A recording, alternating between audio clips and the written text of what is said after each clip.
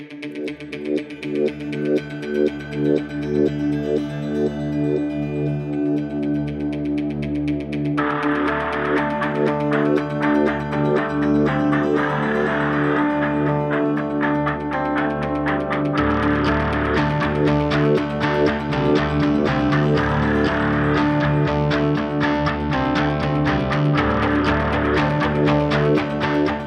is the all-new Thar, but unlike the older one, which was supposed to hate tar and vice versa, this one isn't as strong-headed. However, Mahindra still wants you to believe that this, the new version, can still jump mud mounts, go slush paddling, climb rocks, and even go swimming. And we're sure it can, but that's not what we are focusing on today.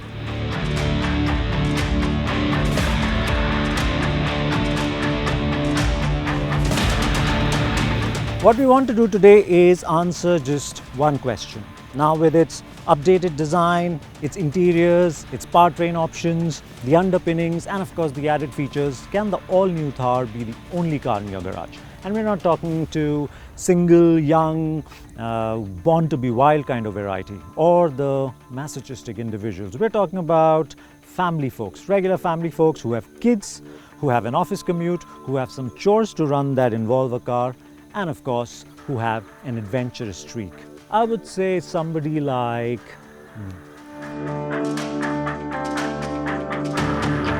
So after spending 3 days with the new Thar, we've come up with 5 reasons why you'd want to buy one and 2 reasons why you might want to avoid it.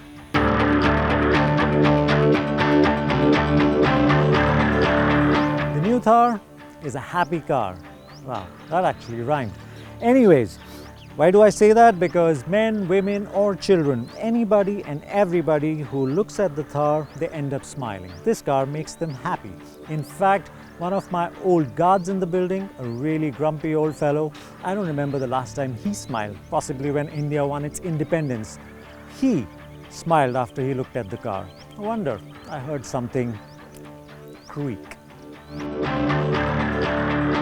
Anyways, its size, its Hot Wheels like large 18-inch wheels, the short overhangs, and of course that old school blocky, simplistic and typical SUV-like design is to thank here.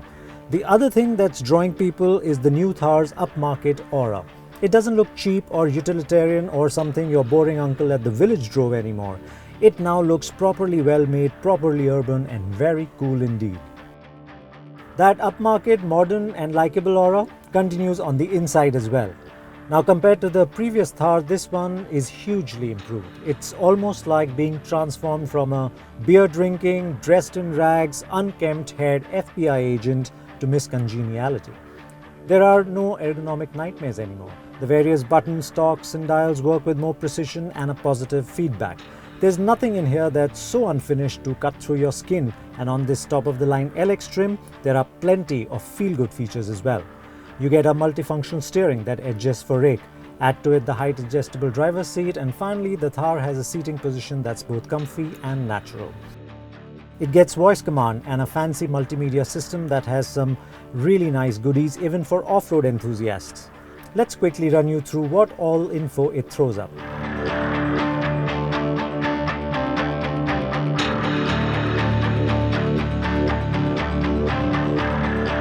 Not as elaborate as the MMI system, but the driver information system is decently comprehensive too.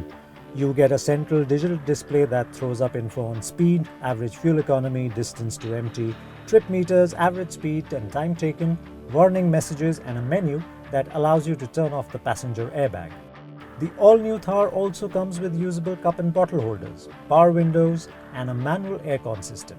On the safety front for this LX version, there's ESP, a roll cage, ABS and EBD, and driver and passenger airbag.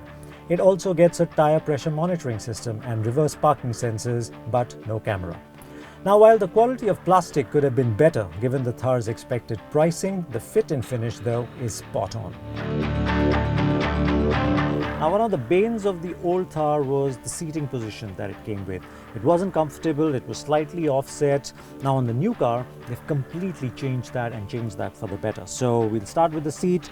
The seat is large, it's cushy, it's comfortable, supportive. As you can see, it's got these nice strong side bolstering at the bottom and at the seat back. you've got some lumbar support adjustment. It's also adjustable for height. And then you've got a steering that also adjusts for rig. So finding a comfortable driving position isn't all that difficult. And overall, when you want to spend long hours driving this car, this remains comfortable. Now, let's see what the rear is like.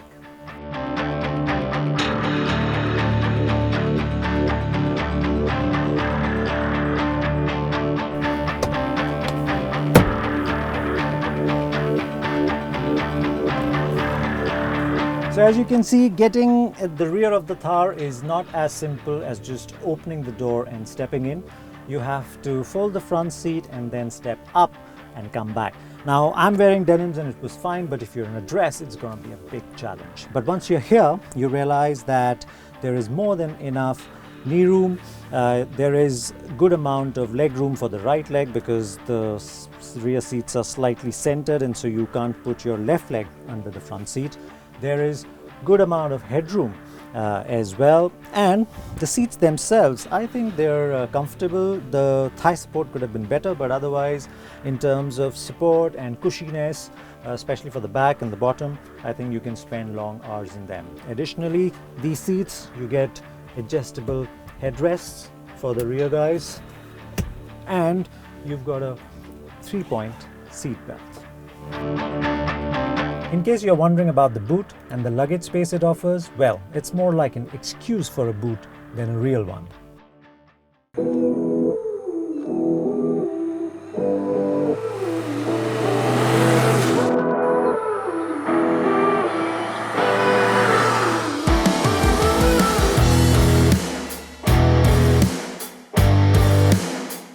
The Thar is a big car.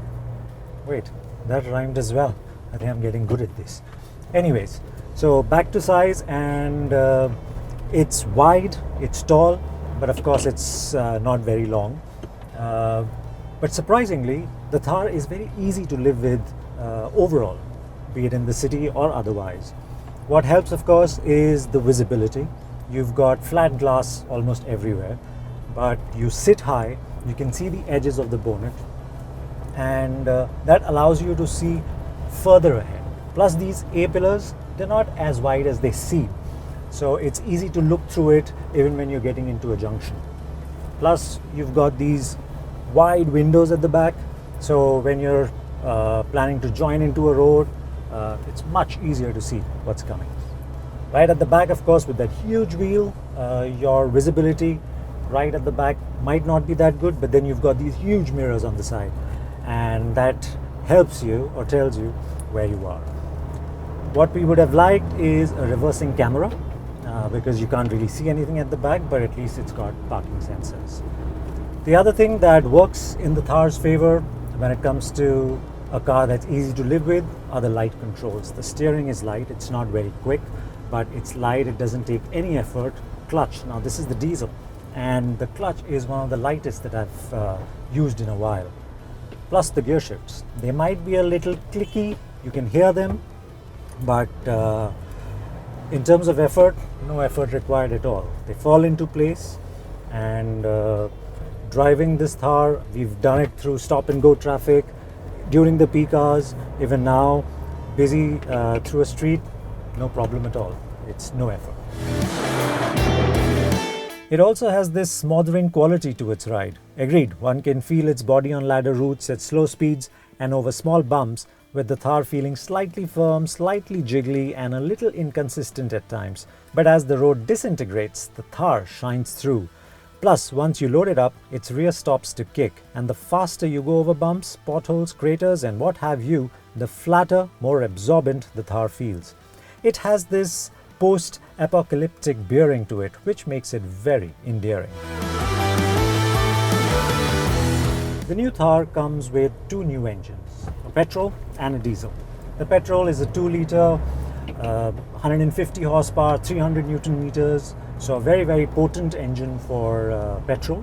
And this is when you buy it with, or when you have it with a 6-speed manual. If you choose to opt for the petrol with a 6-speed automatic, then you get 20 extra Newton meters of torque. Now the one we have is the diesel, And again, you can have it with a 6-speed manual or a 6-speed automatic. There is no bump in torque figures for the automatic in this case. Now this engine is a 2.2 litre, 130 horsepower, 300 Newton meter, very potent, very torquey engine. It's also refined and quiet when you're not revving it, and you honestly don't need to rev it because the torque is spread thick and flat.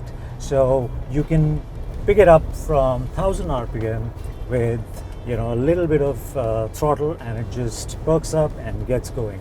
There is very little turbo lag, if at all. I mean, it's barely perceptible. So if you're using this car in the city to filter through traffic and make gaps, or if you want to make a quick overtake on the highway and you don't want to bother shifting gears, you can do all of that with this engine. The connect, the immediacy of the throttle response, and the effortlessness with which the Thar responds with this diesel engine is another very strong reason to buy it. The manual gearbox we have here comes with very light clutch operation, gear shifts that click into place without effort and are not exactly very long throw in nature either. But there's a hint of refinement missing, as you can hear the shifter clicking in place every time you shift, and you can also hear the drivetrain lash like a clunk when you let go of the clutch, especially when the Thar is on the move. As far as fuel efficiency goes, the Thar should return over 13 kmpl on a regular basis, with this figure dropping to a little under 10 kmpl when driven really hard. And that also makes it a car for many reasons. Now, we know it works off-road. It ought to. It's a Thar after all. It rides rocks, traverses gravel, takes on slippery inclines, and doesn't mind the odd slide here and there either. And based on Mahindra's own reveal film, it can swim, jump, and slush as well. But it's new Thar's ability to take on both the highway and the city while still being an off-road champ that truly makes it a worthy buy.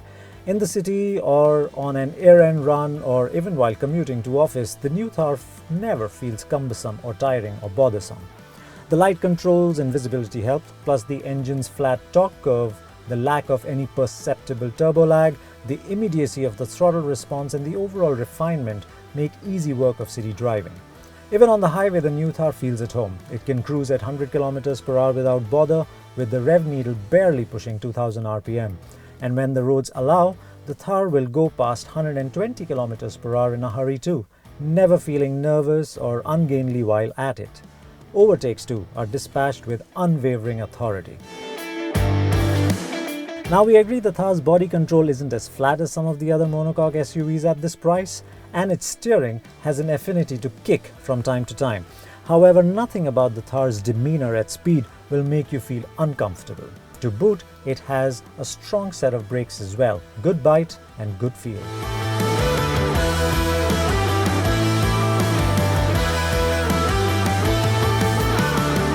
As is clear from the review so far, the new Thar is a huge step over the older car. Even when it comes to features and ergonomics, things have been thought out pretty well. However, there are few things that we feel Mahindra has missed completely. The lack of any sort of space to place one's left foot when not pressing on the clutch pedal can make longer jaunts difficult. The rear windows on the hardtop version don't open. Now, it generally isn't a problem with side-facing bench seats, but with forward-facing seats, it was needed, we felt, especially now when the Thar comes with a factory-fitted hardtop. That boot is tiny. Now, we have no idea what Mahindra could have done to make that better, but as things stand today, it's not of much use. It also doesn't get remote opening for the fuel filler. One has to hand over the key to the pump attendant or step out to open it. In today's day and age of Corona, that's another significant miss, though Mahindra says that they've done this because when people go off-roading, especially on the convertible version or the soft top, this is a safety feature. And finally, we missed having an armrest for the driver. The new Thar with its potent engines doesn't require frequent gear shifting. As a result, be it while commuting or running on the highway, one does crave for a place to rest one's left hand. Now, there are a lot of things that we like about the Thar, or there are a lot of things that are good about the Thar. Driving dynamics, however, isn't one of them. Now, we understand that this is an off-roader, and we understand that it excels off-road, but that doesn't mean that there is no room for improvement. There is on this car. I mean, it's already more refined than the car it replaces. And we've seen some other off-roaders also improve their on-road manners. And that is something that we expected or we want in the Thar. Now, it begins with the steering. You've got a steering that's light, as we've told you, but it's also pretty slow. So you steer and the car takes maybe a second, maybe a little less, but there is a perceptible delay in what the car does. So let me show you. So I steer and now it bites. I steer and now it bites. So it's the best example I can give you is like when you drive in sand, you steer the car and then you wait for some time and then it catches and then it steers. Of course, it's not that bad as it is on sand dunes or in sand, but you get the idea. It's not as quick or as alert as we would have liked. Then of course you have the way the suspension's been set up, and this is a long travel suspension. You've got a car that's tall, that's heavy, and it's got off-road bias tires. So in a straight line it's fine, it'll hold its own. It'll do a bit of bobbing, but it remains flat. You can do 120 if your road opens up and legal speeds allow maybe a little more. But it's around the corners. When you turn, the car feels a little sloppy than it should, so it doesn't enjoy quick direction changes. You have to nurse it into corners. You have to take it easy, and when you do, then it behaves like a much nicer dance partner. You also find that it understeers a little, again thanks to the tires, thanks to the height, and of course the weight, and you can hear them as well. And you continue to push it a little more to get some more purchase, and the ESP cuts in, and we feel that the ESP cuts in a little early than we would have liked.